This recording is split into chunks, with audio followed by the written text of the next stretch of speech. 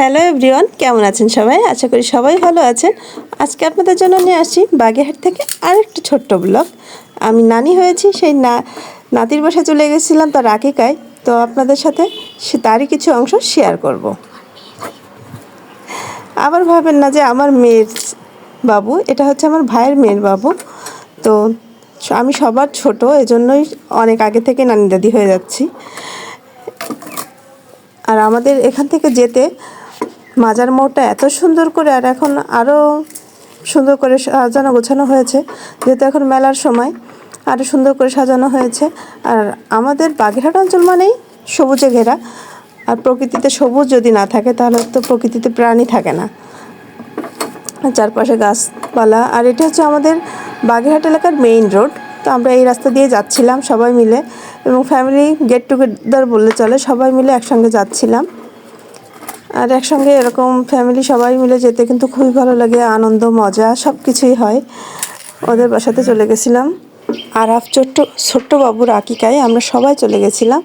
আর সবাই যে অনেক মজা করলাম, কারণ সবাই মিলে যখন যাওয়া হয় অবশ্যই মজা হয় সেখানে। আর আমার ভাইয়ের মেয়ের ছেলে যেহেতু, ওদের শ্বশুরবাড়ির লোকজনও ছিল, আর নতুন পরিচিত লোকজনও ছিল, আর সবাই মিলে খুবই মজা হলো।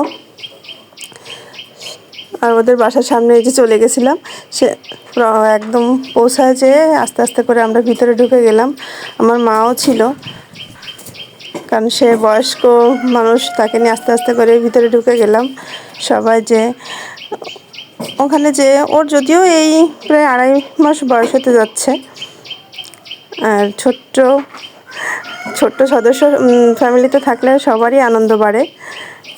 আমরা সবাই যে একটু বিশ্রাম নিয়ে যে বসেছিলাম। আর আমার ছেলের সঙ্গে তো কখনো ভিডিও করাই যায় না। আর এপাশে ওরাও রান্না টান্না করে, বাবুজিদের রান্না করতেছিল, খাসির বিরিয়ানি করছিল, আর অন্যান্য রান্নাগুলোও কমপ্লিট করলো। আর তারপরে ছোট্ট একটু আয়োজনে মিলাদের আয়োজন করা হয়েছিল, দোয়ার আয়োজন। তো সবাই মিলে দোয়া করে ছোট বাবুর জন্য, তার দীর্ঘায়ু কামনা করে, তার সুন্দর ভবিষ্যৎ কামনা করে সবাই দোয়া করলো, এবং তাকে সবাই ছোট বাবু তার দীর্ঘায়ু, তার ভবিষ্যৎ যেন অনেক ভালো হতে পারে, ভালো মন মানসিকতার একটা মানুষ হোক, আমরাও সেই দোয়া করি। এবং আপনারা সবাই সেই দোয়া করবেন। ওর নানা ভাইয়ের কোলে বসেছিল, খুব সবার আদরের ছোট। আর যে সবার ছোট হয় তখন কিন্তু তার আদরটাও বেড়ে যায়, কারণ ওর ফ্যামিলিতেও এখন ছোট, আমাদের ফ্যামিলিতেও সবার ছোট, তাই ওর আদরটাও কদরটাও সব থেকে বেশি। সবার আদরের ছোট্ট একটা লাল টুপি পরে বসেছিল। আর যদিও গরম ছিল প্রচুর, এখন তো প্রচুর গরম পড়া শুরু করে দিয়েছে। আর শহরের বাসা তো সবাই, একটু লোকজনের বেশি ভিড় হলেই তো গরমটাও বেশি বেড়ে যায়।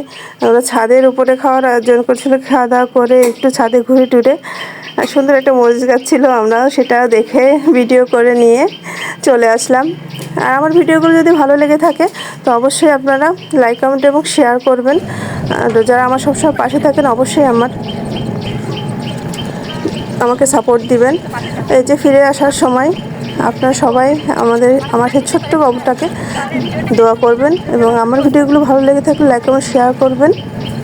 আমি সবসময় ছোট পরিসরে শেষ করার চেষ্টা করি। সব ভালো থাকবেন। আল্লাহ হাফেজ।